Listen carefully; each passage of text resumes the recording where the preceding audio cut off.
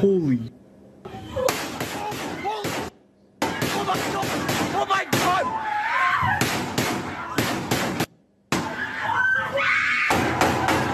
Even though the judge entered a not guilty plea, Nicholas Cruz's own public defenders left little doubt he was the gunman. Mr. Cruz is willing to enter a plea of guilty on all 34 counts, consecutive life sentences, in exchange for the waiver of the death penalty. Prosecutors rejected that offer. At Marjorie Stoneman Douglas High School, some students say they want the 19-year-old killer to live the rest of his life in prison. It's just too kind, a death penalty. It's too easy. He needs to suffer. Ryan Petty lost his daughter, Elena, in the shooting. The senseless murder of so many, including my own beloved daughter, Elena, tests the limits of faith and demands more endurance than we thought possible. Wednesday marked exactly 1 month since the shooting. Across the country, thousands of students observed the day by walking out of their classrooms for at least 17 minutes. 1 minute for each person killed in the massacre. Approximately 200,000 people showed up in the March for Our Lives.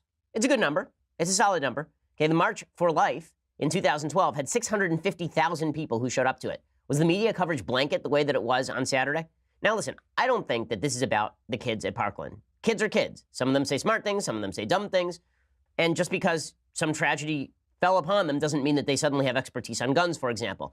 But the main issue here is why the media have decided to highlight and spotlight these kids. And the reason is because the kids can say things that the media can hide behind.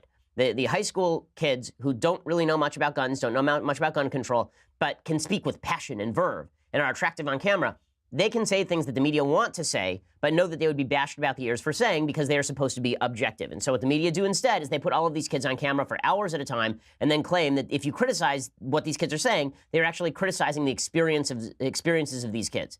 This is another form of identity politics. So identity politics is this idiotic concept from the left that suggests that we can identify the quality of your perspective simply by the color of your skin or your ethnicity or your age or some immutable characteristic about yourself.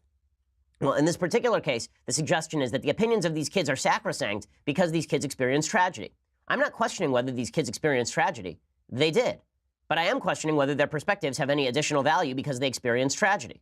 We want to turn now to a student at Stoneman Douglas High School who has an opposing viewpoint in the debate over gun violence. What do you think would have prevented another student like you from going through something similar? This kid was flagged. He was flagged by the Child Protective Services.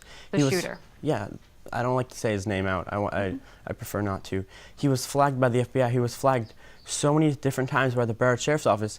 And we need to see that we have to hold our government accountable. We have to, because this can happen again if our government does not do what it's supposed to do.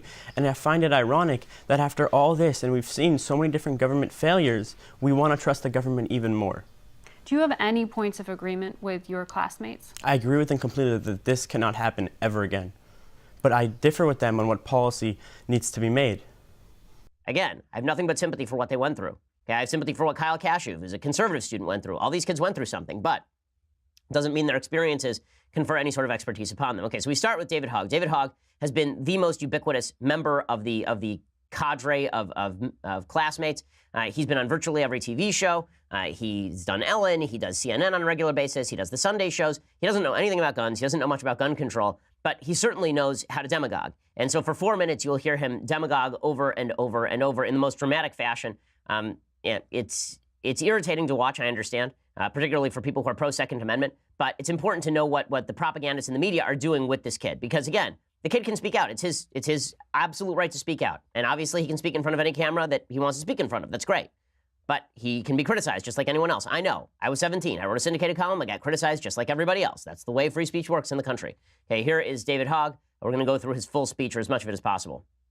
First off, I'm going to start off by putting this price tag right here as a reminder for you guys to know how much Marco Rubio took for every student's life in Florida. $1.05. All right, what is being suggested here is very disingenuous. The speaker is asserting that school shootings and mass shootings in general are the result of NRA contributions to government seats and parties, and that government officials such as Marco Rubio take the money not caring about the bloodshed of students. This is simply an attempt to dehumanize gun control opposition and premise them as cold-hearted monsters. resulting in listeners being fired up with righteous indignation and stifling their willingness to listen to and discuss with the other side of the matter. You're either in his camp or the kid killer side. It is absurd to claim that the NRA, its millions of members, and millions more of Americans throughout the country are fine with seeing dead kids. That is a lie. Just pause it right there again. That's a lie. Okay, the $1.05 thing is a slander against Marco Rubio. It's disgusting. And by the way, if you want to actually come to some sort of agreement about what we can do here, you might want to start by talking to the senator from Florida who's actually proposed legislation with Bill Nelson on protecting schools. This is not designed to help anybody. This is designed to virtue signal. And it's designed in order so that Democrats can feel better about themselves. Okay, Hogg continues. Grasp of corruption shackles the District of Columbia. The winter is over. Change is here. The sun shines on a new day, and the day is ours. I don't know what that means. For the first-time voters show up 18% of the time at midterm elections. Not anymore. Well, I mean, we don't know the stats yet, so there's that. Now, who here is going to vote in the 2018 election? If you listen real close, you can hear the people in power shaking. They have gotten used to being protective of their position, choosing the safety of inaction. Inaction is no longer safe, and to that we say no more. Okay, pause right there for 1 second. Okay, I just want to point something out. The generic ballot over the weekend closed to about 5 points. It had been up to 12, I believe.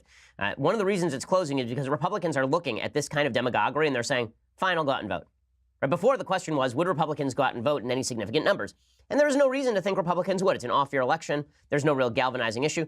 You want to galvanize Republicans, tell them that you're going to take away their guns and that they're evil people who want to murder children if they don't let you take away their guns. You want to know why that ballot gap is closing? It's because every time the media decide to go on a crusade against Second Amendment rights, there are a bunch of Americans say, fine, I'll finally get off my duff and go vote. Okay, so before David Hogg declares victory, especially on the gun control issue, he should recognize a couple of things. One, Democrats in power have not passed any gun control. Barack Obama passed 0 gun control between 2009 and 2011 when he had full control of Congress. And two, Republicans are actually going to show up in broader numbers thanks to this sort of demagoguery than they would otherwise. Okay, we can continue. 96 people die every day from guns in our country, yet most representatives have no... So here he states that 96 people die every day by guns in America. What number would he like that to be? 0? Because attempting to make that number 0 using gun control logic would mean a complete repeal of the Second Amendment. However, only he and his supporters would be surprised that not even a total ban on guns would ever make that number 0. Also take note that he does not break down the statistic. He does not mention that those are majority suicide, gang-on-gang violence, and many other things that are not mass shootings. Most of those deaths are by handguns, all while the top of his focus is on school shootings and AR-15s. Public stance. Okay, pause it for 1 second. Okay, first of all, 96 people die in our country every day. 66 of those people die from suicide. Okay, 2/3 of all the people who are lumped into the gun violence statistics are suicides. Second of all, the vast majority of people who are killed with guns in the United States are killed with handguns. The proposals that have been pushed by March for Our Lives students have nothing to do with handguns. They have to do with AR-15s and so-called assault rifles. Okay, so none of this makes any sense on a policy level. Continue. And to that, we say no more. We are going to make this the voting issue. We're going to take this to every election, to every state and every city. We're going to make sure the best people get in our elections to run, not as politicians, but as Americans. Because this is not cutting it. When people try to suppress your vote, and there are people who stand against you because you're too young, we say no more. When politicians say that your voice doesn't matter because the NRA owns them, we say no more. Okay, so we can stop it there. I don't need to listen to the rest of this. Okay, so first of all, the yelling and the screaming. I know there are a lot of young kids who think that when they do this, that this is actually just showing passion on the podium. It doesn't. It's not convincing. It doesn't make people like you. It doesn't make people rally behind you. In fact, calmness and reason actually make people rally behind you more than screaming from the podium. By the way, the chances of being killed in a school shooting, I believe, in the United States are something like 1 in 614 million. The issue with gun violence around the nation became clear. Guns are not the problem, people are. You are not eliminating guns from society, but eliminating our ability to protect our lives, liberty, and pursuits of happiness. Chicago, Illinois has had some of the strictest gun control laws in America enacted for the past few years, and it is currently more than twice as likely for you to be killed in Chicago as in the Afghani war. For the past 11 years and 4 months in the Afghani war, 2,166 people have been killed. Now in only 8 years in Chicago, 4,265 people have been killed, and 3,371 of them were from being shot.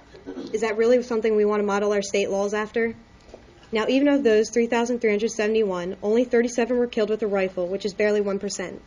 98% were killed with a handgun, so creating gun control legislation that targets assault rifles has statistically proven to only weed out less than 1% of the problem if you're lucky. I'd also like to point out that none of the guns used in the Chicago shootings were registered or licensed to the people who use them, thus even further proving that simply restricting guns will not stop criminals from using them. Nor will restricting guns stop criminals from harming others in general. On December 14th of 2012, the same day as the Sandy Hook shooting in central China, a man stabbed 22 children and 1 adult. Guns are not needed for mass murder, and robbing American citizens of our rights to own them won't solve anything. 30-round magazines or semi-automatic rifles. We want to blame something, anything that we can control. But what we really want to ban is violence and murder and insanity. Now, we don't talk about that, though, because deep in our hearts, each of us knows that violence and murder and insanity are built into the human condition and likely always will be. You know, there are 2 kinds of animals in this world, predators and prey. No one watches a leopard chase down a gazelle and denies that the gazelle has a right to use its hooves and horns to protect itself from the predator. But there are people in this room tonight and all across the country who would deny that same right to self-defense to other human beings. Such people seem to think that the way to stop the leopard is to cut the horns off of the gazelle, that by somehow making it easier for the predator will simply go away. My friends, this is insane. When you make it easier for the predator, you get more predators.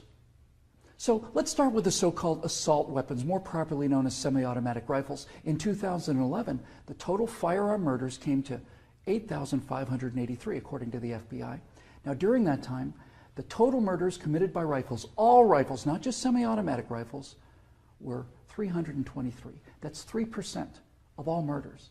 Hammers and clubs kill half again as many people as rifles. Hands and feet murder twice as many. And knives kill 5 times more Americans than all rifles combined. Preventable medical errors kill about 98,000 people per year. Medical malpractice kills more than 12 times as many people as are murdered in the U.S. each year. That's more than 300 times the number killed by all rifles, not just the so-called assault rifles. And yet, no one talks about limits on hammers or knives or doctors or hospitals. No one does that because the good we perceive from hammers and knives and doctors far outweigh their perceived harm. And yet, studies show that firearms prevent anywhere from 800,000 to over 2 million violent crimes every year. When it's all said and done, the Second Amendment to the Constitution is not there to protect us against criminals, and the people calling for gun control know this. That's why they want gun control instead of crime control. That's why they want laws that, at the stroke of a pen, turn law-abiding citizens into criminals. The Second Amendment is there to protect the American people from tyranny. The Second Amendment is there to protect the American people from politicians. The Second Amendment is there to protect the American people from us.